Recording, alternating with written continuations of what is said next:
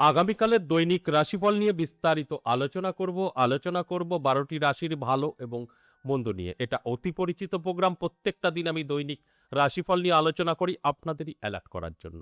আগামীকাল ১৫ মে শুক্রবার, ত্রয়োদশী তিথি, অশ্বিনী নক্ষত্র, আয়ুষ্মান যোগ ও জন্মরাশি মেষ। এবার ১২টি রাশিকে নিয়ে বিস্তারিত আলোচনা করব। কোন কোন দিক থেকে ভালো, কোন কোন দিক থেকে খারাপ, সবটাই বোঝানোর চেষ্টা করব। আগামীকাল ৩টে রাশির জাতক জাতিকাদের অর্থপ্রাপ্তির যোগে হঠাৎ ভাগ্য বদলাতে পারে।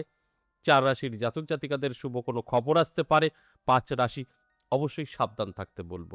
এই আলোচনা শেষ পর্যন্ত শুনলে বা দেখলে জানতে পারবেন আগামীকালের রাহুকাল সময়, যেটা আমরা অশুভ সময় বলি, এবং শুভ সময়, এবং বেশ কিছু লাকি নাম্বার অনেকেরই কাজে আসবে। তাই শেষ পর্যন্ত দেখার বা শোনার অনুরোধ রইল। আলোচনা থাকবে, আলোচনা করে আপনাদের বোঝানোর চেষ্টা করব। এগুলো প্রত্যেকটা দিন চেষ্টা করি এবং বলি 50% জাতক জাতিকাদের লাভবান হয়। কারণ আমাদের জানতে অজান্তে 50% জাতক জাতিকাদের সমস্ত শুভ গ্রহ শুভ ফল দেয়, তাদের সমস্ত কিছু মিলবে।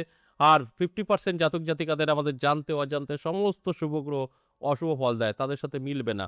সেক্ষেত্রে 50% আমি বলি এই আলোচনা থেকে লাভবান, আর 50% কোনো লাভ নেই, আরও খারাপ হতে পারে। যে কারণে এই আলোচনার মাধ্যমে আপনাদেরকে জানানোর চেষ্টা করি, অ্যালার্ট থাকুন। দেখুন, অ্যালার্ট থাকলে কতটা পরিবর্তন আসতে পারে। কানে শুনে কখনো ধনী হওয়া যায় না, কানে শুনে নিজের জীবনে অ্যাপ্লাই করলে ধনী হওয়া যায়। আপনি যদি শুনতে জানতে পারেন, কারোর মুখ থেকে শোনেন যে না আপনার সময়টা ভালো, আপনি অমুক জায়গায় গেলে কিছু অর্থ পেতে পারেন, সেখানে আপনি গেলে তো অর্থটা পাবেন। আর দেখা গেল আপনি গেলেন না, শুনলেন ঠিক আছে, ও ঠিক আছে আমার কাছে আসবে ও দিতে অর্থ, তাহলে কিন্তু সে আসবেও না, অর্থ পাবেনও না। কিন্তু আপনাকে কবরে দেওয়া হলো। বাস এটাই। আপনি চাইলেই ভালো থাকতে পারবেন, না চাইলে একদম না। ভালো সময় হতেই পারে, আপনি কাজে লাগাতে হবে ভালো সময়টা। তবে তো আপনার এর থেকে পরিবর্তন আসবে। কাজে না লাগালে কোনো পরিবর্তন কিন্তু আসবে না। যে কারণে আমি প্রত্যেকটা দিন আলোচনার মাধ্যমে অ্যালার্ট করার কথাটা ব্যবহার করি। অবশ্যই আলোচনা থাকবে, আলোচনা করব। তার আগে আমার সাথে কিভাবে যোগাযোগ করবেন সেই বিষয়টা একটু বলে নিই। নমস্কার, জয় মা কামাখ্যা, জয় মা তারা। যারা ভীষণভাবে বিপদে আছেন, কি করবেন বুঝে উঠতে পারছেন না, কোথায় যাবেন, বা গিয়েও কোনো রকম সফলতা আপনার আসেনি, আমি বলব একবার হলেও আমার সাথে সাক্ষাৎ করতে পারেন। দুটো জায়গায় আমাকে পাবেন, অ্যাভেলেবেল কোনো চেম্বার নেই। একটা তারাপীঠ, একটা আমার নিজের মন্দির ১০ মহাবিদ্যা কালীবাড়ি। ১০ মহাবিদ্যা কালীবাড়িতে প্রত্যেক সপ্তাহে ৩ দিন আমাকে পাবেন, সোমবার, মঙ্গলবার এবং বুধবার। আর তারাপীঠ এই মে মাসে ২৩শে মে থাকছি তারাপীঠ। যারা আমার সাথে সাক্ষাৎ করতে চাইছেন তারাপীঠে ২৩শে মে, অবশ্যই যোগাযোগ করে নেবেন। তারাপীঠ আমার সঙ্গে সাক্ষাৎ করতে পারবেন। স্ক্রিনে দেওয়া 62 একটি নাম্বার আছে, কলিং নাম্বার। ওই নাম্বারটাকে কল করুন, বিস্তারিত শুনে বুঝে নামটা লিখে দিন। যদি তারাপীঠ আসতে হয় বা আমার মন্দির ১০ মহাবিদ্যা কালীবাড়ি আসতে হয়, সেক্ষেত্রেও কিন্তু আপনাকে ওই নাম্বারটায় কল করে নামটা লিখে দিতে হবে। এছাড়া অনেকেই আছেন বহু দূর থেকে দেখছেন, আসা সম্ভব না, নদিয়া বা বীরভূম, অসম্ভব ব্যাপার আপনার কাছে। সেক্ষেত্রেও বলবো আপনি আমার সাথে সাক্ষাৎ করতে পারবেন, আপনি আপনার বাড়িতে বসেও। কারণ অনলাইন চালু আছে। অনলাইনের মাধ্যমে আপনি আপনার বাড়িতে বসে আমার সাথে সাক্ষাৎ করতে পারবেন। তাই আপনার যদি প্রয়োজন থাকে, অফলাইন বা অনলাইন, আপনি আমার সাথে সাক্ষাৎ করতে পারবেন, এতে কোনো সন্দেহ নেই। তাই যদি মনে হয় আপনার প্রয়োজন আছে, তাহলে অবশ্যই এই 62 নাম্বারে কল করে বিস্তারিত জেনে বুঝে নামটা লিখে দেবেন। এবার আসুন আজকের আলোচনা, দৈনিক রাশিফল। এই দৈনিক রাশিফল থেকে বিস্তারিত বোঝানোর চেষ্টা করব। কোন কোন দিক থেকে ভালো, কোন কোন দিক থেকে খারাপ, কোন রাশির ভালো, কোন রাশির খারাপ, আমি মেষ থেকে মিন ১২টি রাশিকে নিয়েই বলবো। তার মধ্যে আপনি বেছে নেবেন কোনটা আপনার। ভালো বলছি তো অবশ্যই অ্যালার্ট থাকুন, ভাগ্য বদলাবে। খারাপ বলছি তো নিজেকে অবশ্যই গুটিয়ে রাখুন, সচেতন থাকুন, খারাপটা আপনার সঙ্গে ঘটবে না। আপনি যদি জানতে পারেন আপনার খারাপ কিছু অপেক্ষা করছে, সেটা আপনি আটকাতে পারবেন, এটা সম্ভব। যে কারণে আমি প্রত্যেকটা আলোচনায় একটা কথা বলি, অ্যালার্ট করার কথা। তাহলে আসুন মেষ থেকে মিন ১২টি রাশিকে নিয়ে বিস্তারিত বোঝানোর চেষ্টা করি। মেষ রাশির জাতক জাতিকাদের দারুণ সময় থাকবে। অর্থপ্রাপ্তির যোগ তৈরি হয়েছে, হঠাৎ ভাগ্য বদলাতে পারে, নানা দিক থেকে অর্থ এসে হাতে ধরা দিতে পারে। এর জন্য কি করতে হবে? অ্যালার্ট থাকতে হবে, চোখ কান খোলা রাখতে হবে, চেষ্টা করতে হবে, পরিশ্রম করতে হবে। আপনি কিন্তু সাকসেস হবেনই হবেন। তাই অ্যালার্ট করাটা আমার কাজ এবং আপনার জীবনে অ্যাপ্লাই করাটা আপনার। অ্যাপ্লাই করুন, সচেতন থাকুন, ভালো থাকবেন। বৃষ রাশির জন্য শুভ, সর্বকাজে সফলতা, আটকে থাকা কাজ ক্লিয়ার, বেকারত্ব দূর। এত কিছু ঘটতে চলেছে, তাই অ্যালার্ট থাকাটাই কিন্তু আপনার প্রয়োজন, তাই অ্যালার্ট থাকার চেষ্টা করুন।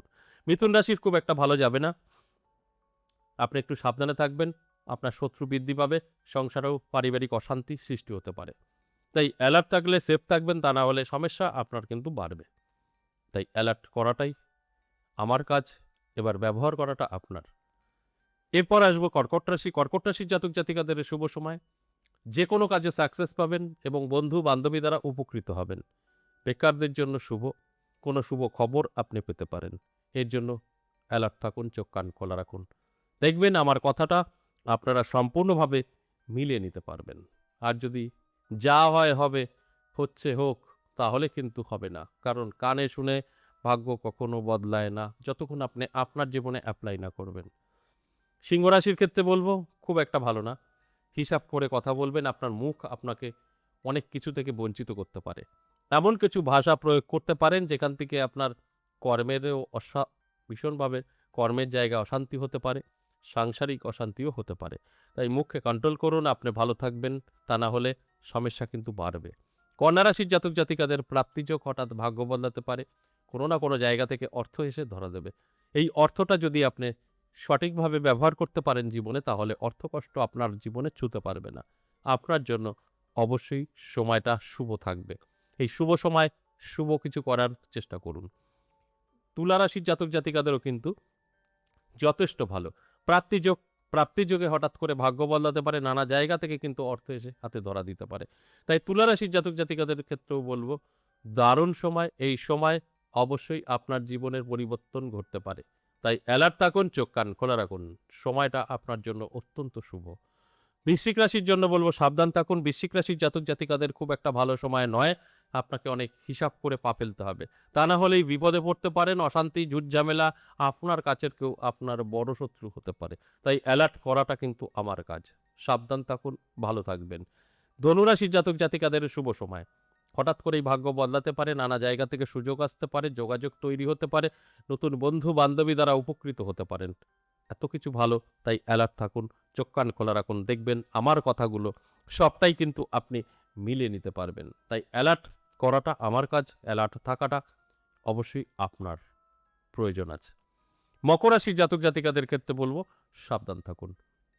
আপনার স্বাস্থ্য সাথ দেবে না, হঠাৎ করেই স্বাস্থ্যের প্রবলেম আসতে পারে। তাই শরীরের যত্ন নিন, রিচ খাবার থেকে দূরে থাকুন, অনেকটাই ভালো থাকবেন। যদি নিজের মতো করে চলতে চান, তাহলে কিন্তু সমস্যা বাড়বে। স্বাস্থ্যের কারণে আপনি অনেক কিছু থেকে পিছিয়ে পড়বেন। তাই অ্যালার্ট থাকুন, শরীরের যত্ন নিন, অবশ্যই ভালো থাকবেন। কুম্ভ রাশির জাতক জাতিকাদের ভালো সময়। হঠাৎ করেই দেখবেন আপনার বহুদিনের আটকে থাকা কাজ ক্লিয়ার হয়ে গেছে। এমন একটা ফোন আসলো যে ফোনটা আপনার মন খুশ হয়ে যেতে পারে। এমন কিছু ঘটতে পারে আগামীকাল, যেটা আপনি কখনো কল্পনাও করতে পারেননি। অবশ্যই সেটা পজিটিভ, নেগেটিভ নয়। তাই অ্যালার্ট থাকুন। দেখবেন আপনি আপনার মতো করে অনেক কিছু করতে পারবেন। সর্বশেষ মীন রাশি, খুব খারাপ সময়। মীন রাশির জাতক জাতিকাদের বন্ধু বান্ধবী বা আত্মীয় স্বজন থেকে একটু দূরে থাকাটাই মঙ্গল হবে, কারণ তাদের থেকে আপনার ক্ষতির সম্ভাবনা থাকছে, ব্যবসায়ও লসের সম্ভাবনা থাকছে। এই যে এতক্ষণ আলোচনা করলাম মেষ থেকে মীন 12টি রাশি, এটা সম্পূর্ণ অ্যাভারেজ এবং সর্বজনীন। এর সাথে কিন্তু সকলের মিলবে কখনো আমি বলি না, 50% বলি, আর 50% নাও মিলতে পারে। এবার আসুন আগামীকালের অশুভ সময়, যেটা আমরা রাহুকাল বলে থাকি।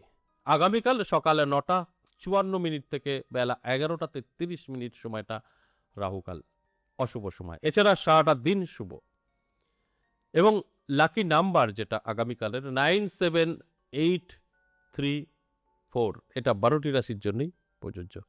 আজ এ পর্যন্তই, আবার আসবো নেক্সট ভিডিও নিয়ে। ততক্ষণ ভালো থাকুন। নমস্কার।